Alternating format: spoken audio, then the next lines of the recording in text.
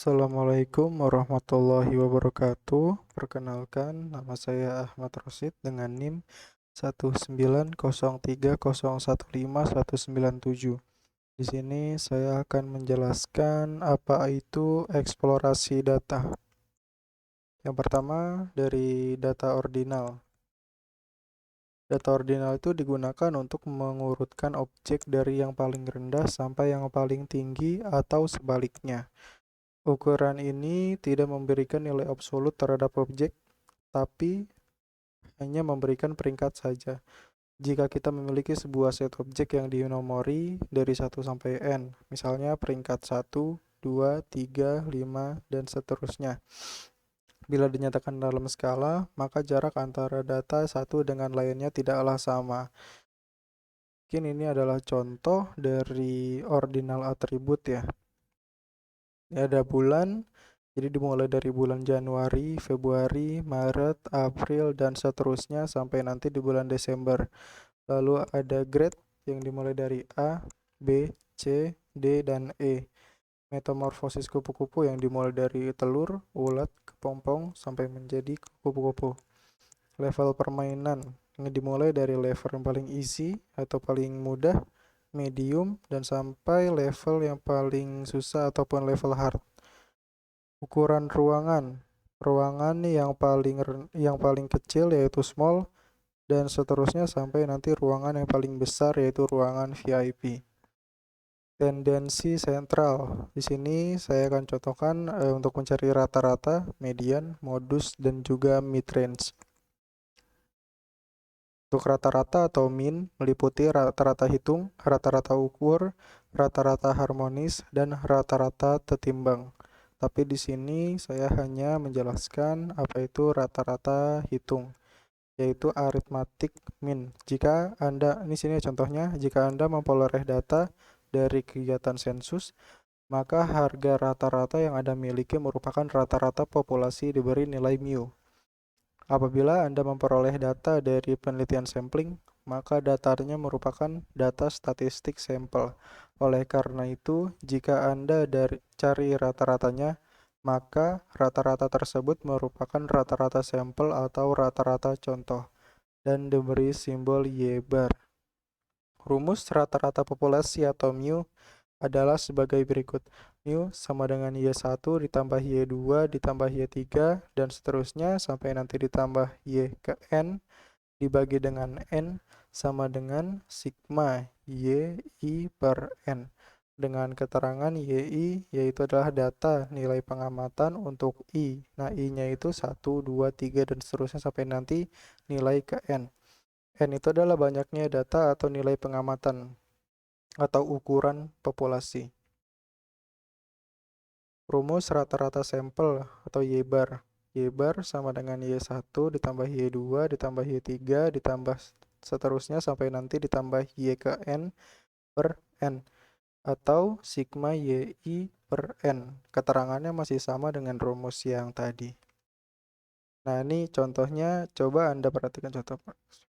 Setelah berhasil dihasilkan 30 ekor biri-biri melalui kegiatan cloning ataupun kopian, pada usia 1 tahun seluruh biri-biri tersebut didata berat tubuhnya. Ternyata hasilnya sebagai berikut. Ini ada sebaran data dalam kilogram. Karena merupakan hasil sensus, berarti rata-rata yang akan dihitung adalah rata-rata populasi atau mu. Rata-rata populasi dari N data sebanyak 30 sebesar mu sama dengan, kita masukkan rumus yang tadi, 78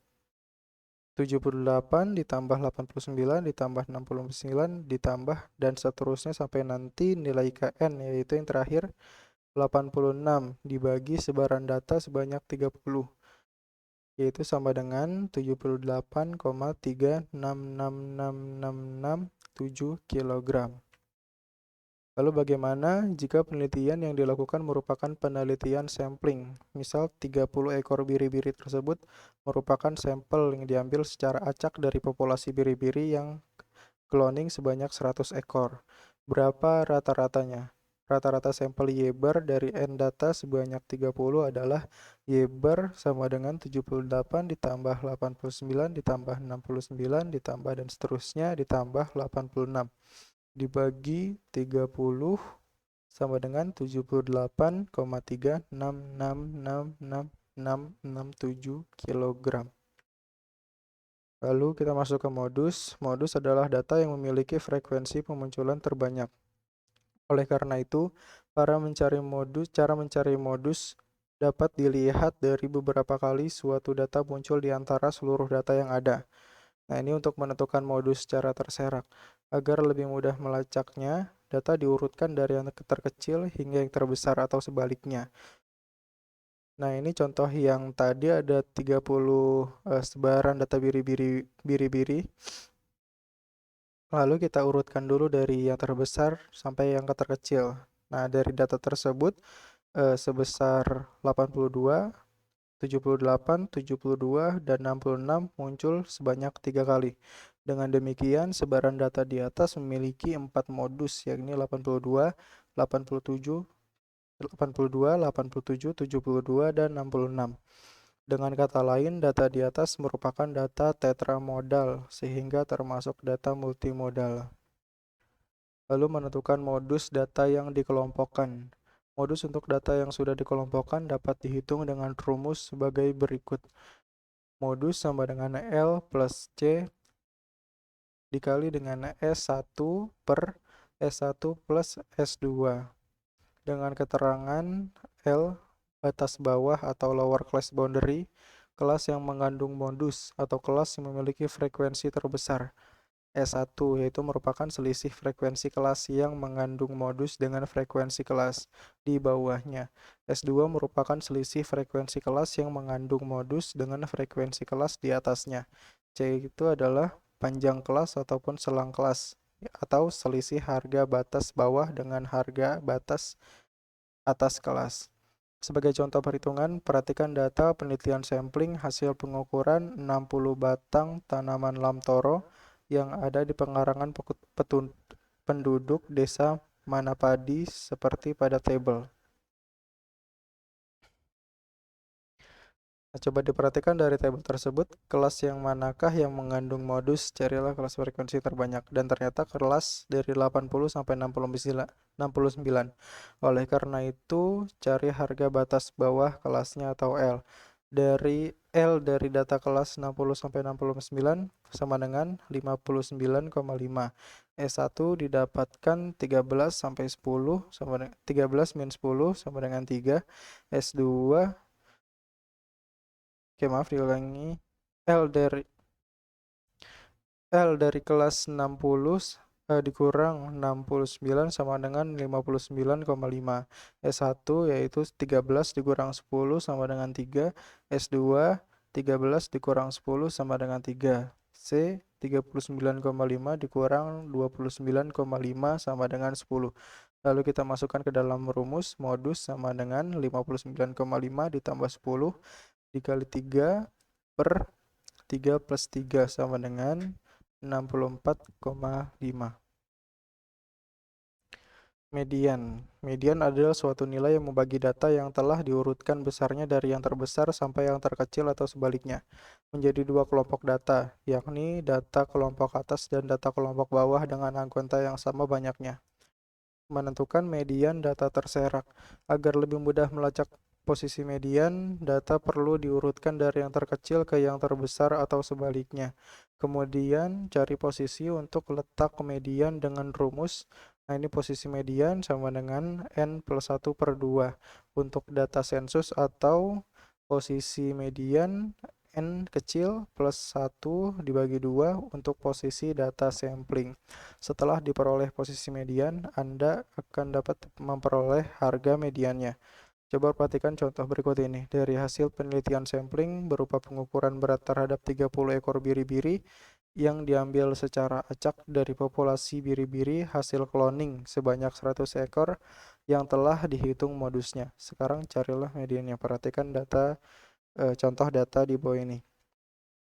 Nah, setelah diurutkan dari yang terbesar ke yang terkecil, terlihat sebagai berikut. Nah, karena data sampling berarti banyak data itu N kecil sama dengan 30. Berarti posisi median sama dengan N kecil plus 1 dibagi 2 sama dengan 30 plus 1 dibagi 2 sama dengan 15,5. Data ke-15 sama dengan 81 dan data ke-16 sama dengan 78. Berarti mediannya 81 plus 78 per 2 sama dengan 79,5 kg. Untuk menentukan median data yang dikelompokkan. Median untuk data yang sudah dikelompokkan dapat dihitung dengan rumus sebagai berikut. Median sama dengan L plus C dikali 0,5 N kecil plus FKB per FM, atau median sama dengan U dikurangin C dikali FKA plus 0,5 N kecil per FM. Dengan keterangan L sama dengan batas bawah atau lower class boundary kelas yang mengandung median, atau kelas yang mengandung datum ke N plus 1 per 2 dari N data. U sama dengan batas atas kelas atau upper class boundary yang mengandung median. C adalah panjang kelas atau selang kelas. N atau N besar adalah banyaknya data. N kecil untuk data sampling dan N besar untuk data sensus. FKB adalah frekuensi kumulatif kelas di bawah kelas yang mengandung median. FKA adalah frekuensi kumulatif kelas di kelas yang mengandung median. FM adalah frekuensi absolut kelas yang mengandung median. Sebagai contoh, perhatikan hasil penelitian sensus terhadap tinggi tanaman lamtoro pada tabel di bawah ini. Oleh karena 200 tanaman lamtoro diamati, semua berarti merupakan data sensus. Maka banyaknya data atau N besar adalah 200. Posisi median sebelum data diurutkan adalah N besar plus 1 dibagi 2 sama dengan 200 plus 1 per 2 sama dengan 100,5. Dengan demikian, kelas yang mengandung median adalah kelas 60 sampai 69. Sehingga L adalah L 59,5, U 69,5, C 10, FKB 75, FKA 128, FM 53. Dengan begitu, median sama dengan 59,5 plus 10 dikali 0,5 dikali 200 dikurangi 75 per 53 sama dengan 64,22 dm. Lalu yang terakhir, mid-range. Rentang atau kisaran range adalah selisih antara nilai pengamatan terkecil dengan nilai pengamatan terbesar dari suatu data. R sama dengan N max min N minimal. Dengan keterangan R adalah rentang, N max adalah nilai terbesar dalam data, N min adalah nilai terkecil dalam data. Sebagai contoh, perhatikan data hasil sensus terhadap 30 ekor biri-biri usia 1 tahun hasil cloning atau kembaran yang menunjukkan berat badan sehingga berikut. Ini masih sama sebenarnya datanya dengan data-data sebelumnya. Nah, berarti nilai atau harga data terkecil itu adalah 60 dan data terbesar adalah 98. Maka rentang atau kisaran data yaitu R sama dengan 98 dikurang 60 sama dengan 28. Itu adalah mid-range. Lalu visualisasi data. Sini saya akan menjelaskan visualisasi berorientasi pixel, visualisasi berorientasi geometris, visualisasi berorientasi icon. Yang pertama, visualisasi berorientasi pixel. Nah, ide dasar dari teknik-teknik yang berorientasi pixel adalah memetakan tiap-tiap data value ke titik tertentu, dan setiap data value memiliki satu atribut dalam jendela terpisah, seperti pada gambar berikut. Nah, ini adalah pengaturan jendela atribut untuk data dengan 6 atribut. Nah, secara umum, teknik ini menggunakan satu titik setiap satu data value. Maka teknik ini dapat mengalokasikan visualisasi data dalam ukuran yang sangat besar, yaitu memungkinkan untuk menampilkan lebih dari 1 juta data value. Atribut yang berbeda ditampilkan pada subjendela yang berbeda dan range nilai data yang mungkin dipetakan pada titik sesuai warna tertentu. Lalu ada gambar kedua, yaitu visualisasi berbasis pixel menggunakan spiral ya untuk yang kiri dan sumbu untuk yang kanan.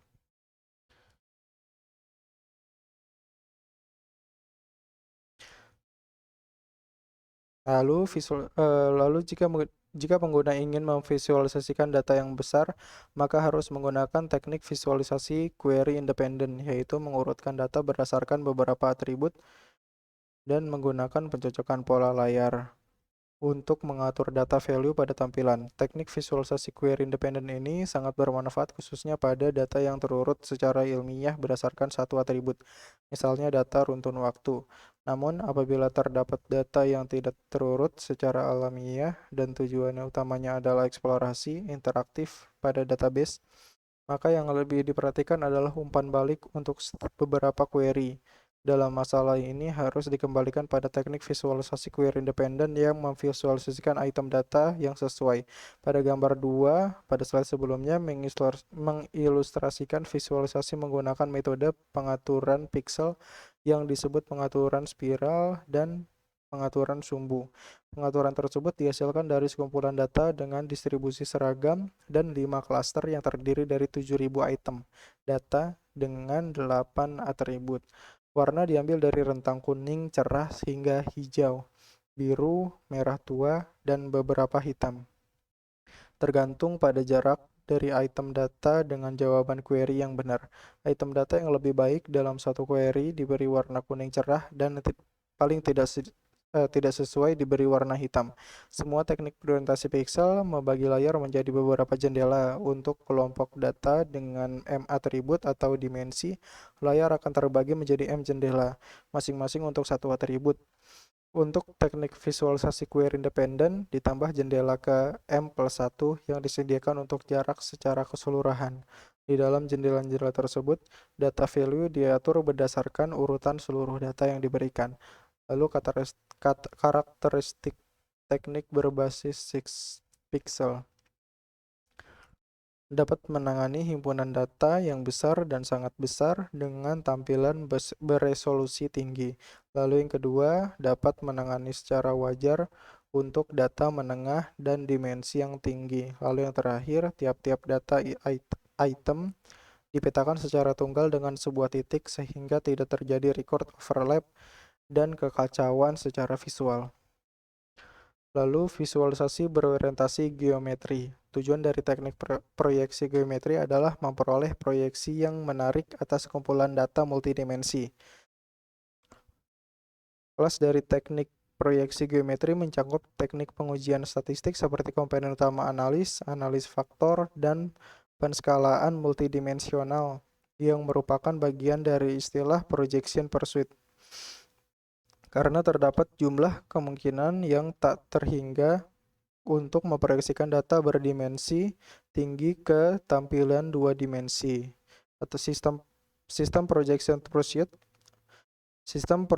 pursuit sebagaimana tujuan dari The Grand Tour System adalah pada otomasi dalam perolehan proyeksi yang penting atau paling tidak membantu pengguna untuk memperoleh proyeksi tersebut. Teknik proyeksi geometri yang lain adalah teknik visualisasi koordinat paralel. Teknik koordinat paralel memetakan ruang berdimensi K ke tampilan dua dimensi dengan menggunakan K sumbu yang berjarak sama dan saling paralel dengan sumbu-sumbu tampilan. Sumbu-sumbu tersebut disesuaikan dengan dimensinya dan diberi skala dari nilai terkecil hingga terbesar.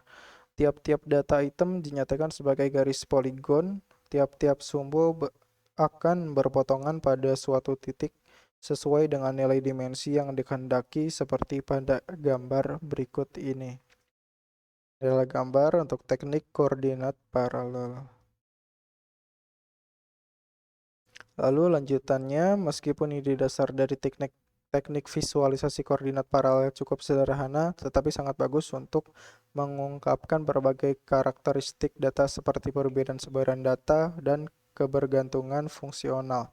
Karena garis poligon yang seringkali overlap, maka jumlah data item yang dapat divisualisasikan pada layar pada saat yang sama adalah terbatas, yakni hanya 1000 data item. contoh visualisasi data berdimensi 3 dapat dilihat pada gambar di bawah ini. Lalu ada karakteristik teknik geometri, yaitu dapat menangani himpunan data yang besar dan sangat besar ketika dipasangkan dengan teknik-teknik interaksi yang sesuai. Tetapi kekacauan secara visual dan record yang overlap sangat parah untuk himpunan data yang besar. Lalu yang kedua, dapat menangani secara wajar untuk data menengah dan dimensi yang tinggi. Lalu yang ketiga, semua dimensi data dianggap sama, namun urutan sumbu yang ditampilkan mempengaruhi apa yang dapat dirasakan. Lalu sangat efektif untuk menentukan data pencilan dan hubungan antara dimensi-dimensi yang berbeda. Visualisasi berorientasi icon. Kelas lain dari di teknik visualisasi data mining adalah teknik berbasis icon atau iconic display technique atau iconographic. Idenya adalah memetakan setiap data item multidimensi ke sebuah icon. Pendekatan pertama tampilan ikonik yang terkenal adalah wajah Chernoff. Pada visualisasi wajah Chernoff, dua atribut data dipetakan pada tampilan dua dimensi icon wajah, sedangkan dimensi sisanya dipetakan ke berbagai bagian dari wajah, bagian hidung, mulut, mata, dan sebagian wajah itu sendiri. Visualisasi wajah Chernoff memberi modal kepekaan manusia pada wajah dan fitur wajah. Banyaknya data item yang dapat divisualisasikan dengan teknik wajah Chernoff hanya terbatas. Sebuah teknik tampilan berbasis icon yang memungkinkan untuk visualisasi data yang besar dan lebih memadai untuk data mining adalah teknik stick figure. Sesuai dengan namanya, icon merupakan beberapa tipe dari stick figure. Dalam teknik ini, dua atribut data dipetakan ke tampilan dua dimensi dan dimensi yang lain dipetakan ke sudut dan panjang sayap dari icon atau stick figure seperti pada gambar berikut.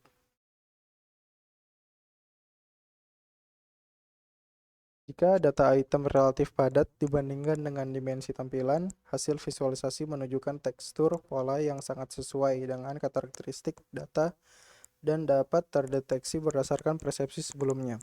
Beberapa icon stick figure yang berbeda dengan berbagai ukuran dimensi dapat pula digunakan seperti yang ditampilkan pada gambar berikut. Nah, gambar di bawah ini menunjukkan visualisasi stick figure dari data sensus berdimensi 5 berdasarkan hasil sensus di Amerika tahun 1980. Selain untuk mendapatkan dan umur, maka atribut pekerjaan, tingkat pendidikan, status perkawinan, dan jenis kelamin dapat divisualisasikan dengan stick figure.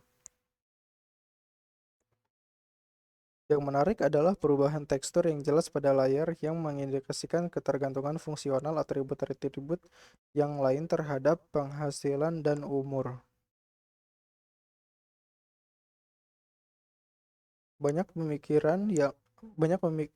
pemikiran lain tentang visualisasi berbasis icon yang telah dikembangkan dalam beberapa tahun terakhir.